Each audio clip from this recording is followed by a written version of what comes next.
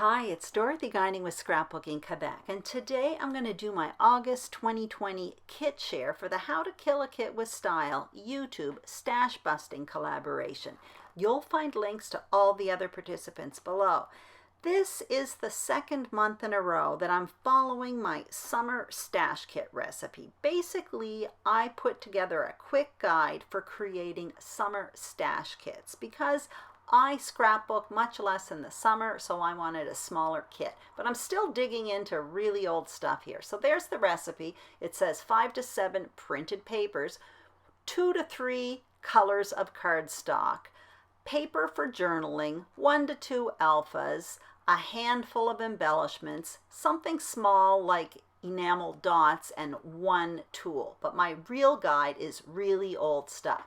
So here are the first 2 papers, and that is from a past Amy Tangerine collection. There are 2 identical ones, and I like both sides, so I'm happy with that. And I find that floral a really good jumping off point. The next 2 papers, again, are identical, and that is from Dear Lizzie, and I don't know what collection. Again, these were just in my stash bags. The flip side with the cut aparts, I may use some of them, I'm not sure, but anyway, I have 2 of them in my kit. I'm happy with that because I am a double page scrapbooker, and I'm just putting 1 more paper in. I'm going on the smallish side for the kit this month, and that one there again is from Amy Tangerine. It's kind of a black and white sketchy chevron. Now my recipe says 2 to 3 colors of cardstock. Well, I'm putting in 2, white and black. I will need more, but at least my colors are selected. Although I'm on the fence about the black, that may be switched up for charcoal.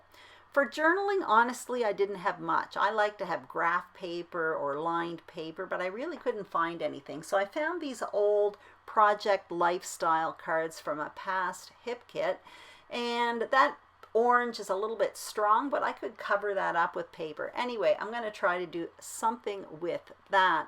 Now I need 1 to 2 alphas, but instead of having alpha stickers, I'm going to put in these stamps because they were in my stash kit in June and I didn't use them, and I promised I would bring them back in August. So there they are, and I'm not putting anything else in because I really do want to use those old stamps from Stampin' Up!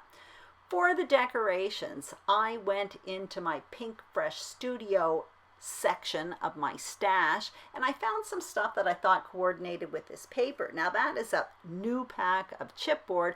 It came in a grab bag at one point because I typically don't buy chipboard. That's why it was in my stash bag.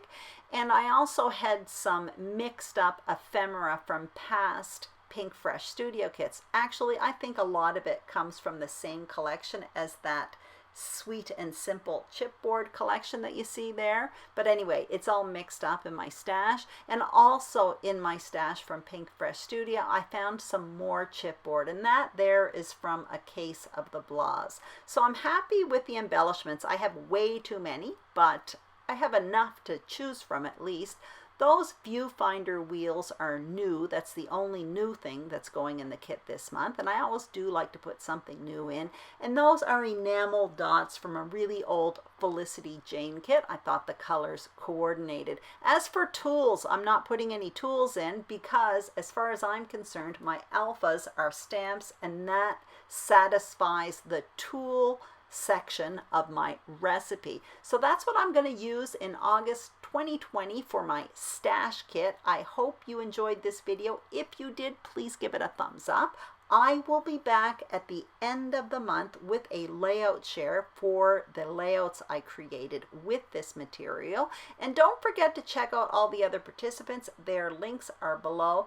Thank you so much for watching, and have a great day. Bye-bye.